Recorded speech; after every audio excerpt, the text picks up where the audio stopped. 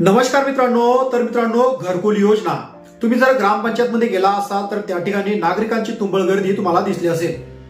मोदी घरकुल योजना असेल, शबरी घरकुल योजना असेल, इंदिरा आवास घरकुल योजना असेल किंवा इतर कोणती घरकुल योजना असेल तर वेगवेगळ्या जातीच्या प्रवर्गाने आहे आता राज्य सरकार आणि केंद्र सरकार मिळून नागरिकांना घरकुल अनुदान देत आहे।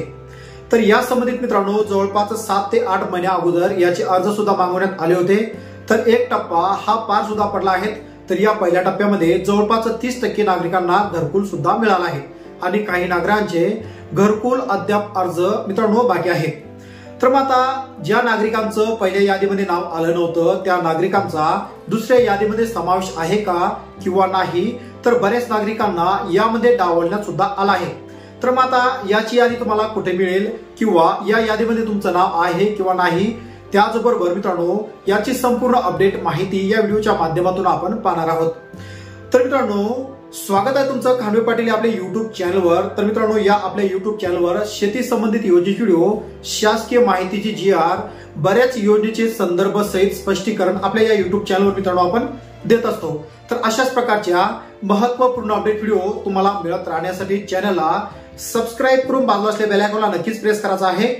तर मित्रांनो मोदी घरकुल योजना ओबीसी प्रवर्गासाठी सर्वात महत्त्वाची ही घरकुल योजना आहे आणि अद्यापपर्यंत बऱ्याच नागरिकांना या योजनेचा लाभ मिळाला असून नागरिकांच्या खात्यावर बरेच असे मस्टर सुद्धा जमा करण्यात आले आहे।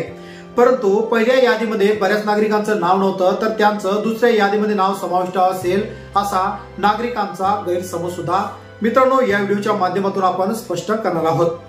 तर मित्रांनो मोदी घरकुल योजना असेल किंवा इतर कोणती घरकुल योजना असेल तर महाराष्ट्रातील नागरिकांना केंद्र शासित आणि राज्य शासित जवळपास 2 लाख रुपये अनुदान पर्यंत ही घरकुल योजना राबवण्याचा निर्णय केंद्र सरकार आणि राज्य सरकारने घेतला होता। तर त्याचबरोबर मित्रांनो विधानसभेच्या ज्या निवडणुका पार पडल्या या निवडणुकामध्ये केंद्र सरकारने आणि राज्य सरकारने भरपूर असा त्या ठिकाणी कल्पना दिल्या होत्या की महाराष्ट्रातील नागरिकांसाठी आम्ही ह्या योजना लॉन्च करू, त्या योजना लॉन्च करू। तर मित्रांनो हिवाळी अधिवेशन सुद्धा पार पडलं, त्याचबरोबर आर्थिक बजेट सुद्धा पार पडलं। तर यामध्ये बऱ्याच नागरिकांचं नाव मित्रांनो डावलण्यात सुद्धा आलं आहे। तर मग आता जी दुसरी यादी लागली या यादीमध्ये तुमचं नाव आहे किंवा नाही हे कसं पाहायचं।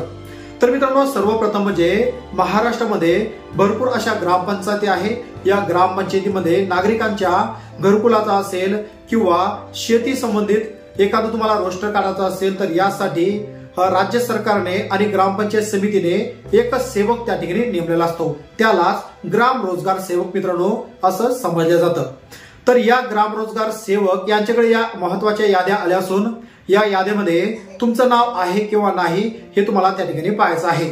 तर ग्राम रोजगार सेवक यांच्याकडे ग्रामसेवक यांची एवढीच भरपूर अशी पॉवर मित्रांनो दिलेली असते की त्यांच्या हातात सुद्धा असतं की आता कोणत्या नागरिकांना त्या ठिकाणी घरकुलामध्ये लाभ द्यायचा किंवा नाही द्यायचा, त्याचबरोबर कोणत्या प्रकारचं रोस्टर आणि मस्टर काढायचं किंवा नाही काढायचं हे ग्राम रोजगार सेवक यांच्याकडे मित्रांनो हा राखीव अधिकार त्या ठिकाणी ठेवलेला असतो।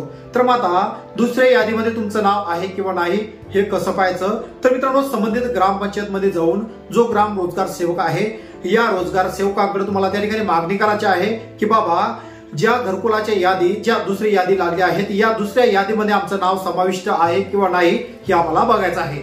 जर त्या यादीमध्ये तुमचं नाव नसेल तर तुम्ही तात्काळ पुन्हा अर्ज करू शकता, कारण की केंद्र सरकारने दिलेला शब्द हा पाळण्यास सुरुवात सुद्धा करण्यात आली आहे।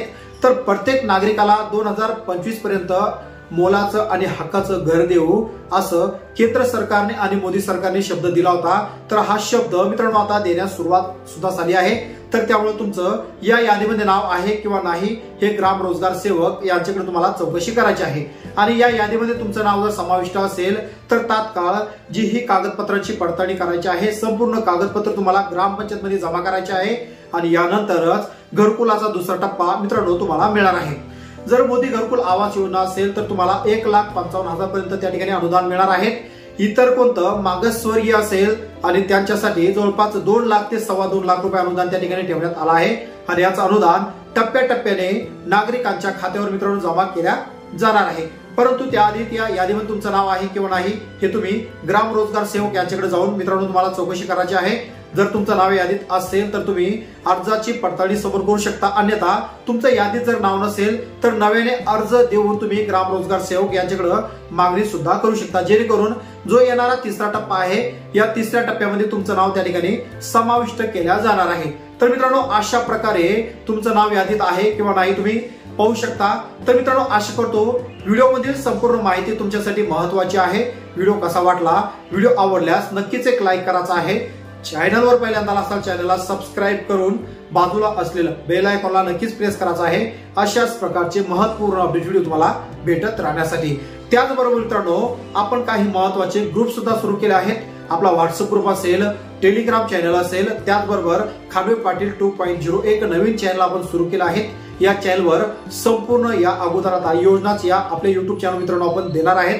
तर याच्या घडामोडी तुम्हाला ताबडतोब मिळवण्यासाठी खाली डिस्क्रिप्शन बॉक्स मध्ये लिंक दिली आहे, लिंकवर क्लिक करून संपूर्ण चॅनल तुम्ही जॉईन सुद्धा करू शकता आणि घरबसल्या अशा संपूर्ण माहिती मित्रांनो मिळू शकता। त्याचबरोबर मित्रांनो, शेतकरी किसान कार्ड याचे ऑनलाईन अर्ज मागवणे सुरू झाले आहेत। तुम्हाला अर्ज जर भरणं शक्य होत नसेल तर आपल्या ग्रुपवर तुम्ही संपूर्ण माहिती टाकू शकता। ग्रुपवर संपूर्ण त्या ठिकाणी CSC विले असेल ते आता घरोघरी त्या ठिकाणी मित्रांनो मदत सुद्धा करत आहेत। आणि मित्रांनो, आपला एक या ठिकाणी स्क्रीनवर मोबाईल नंबर सुद्धा दिला आहे, त्या मोबाईल नंबरवर सुद्धा तुम्ही संपूर्ण कागदपत्र पाठवून तुमचं किसान कार्ड हे घरबसल्या सुद्धा तुम्ही भरू शकता। तर मित्रांनो, थांबतो, वाट पहा पुन्हा एका योजनेची नवी रुची। तोपर्यंत जय जवान, जय किसान, जय महाराष्ट्र।